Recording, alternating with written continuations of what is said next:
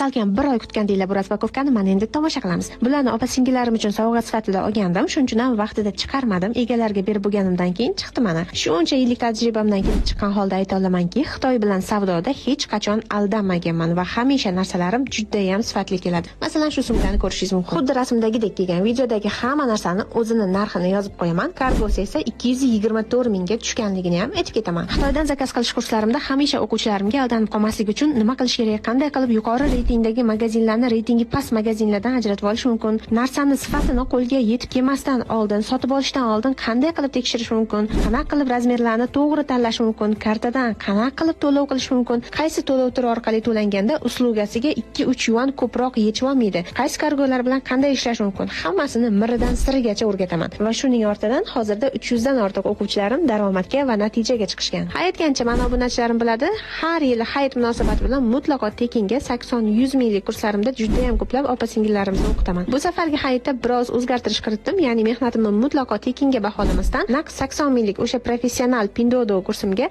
atigi 35 ming evaziga yozilishingiz mumkin. Mana yana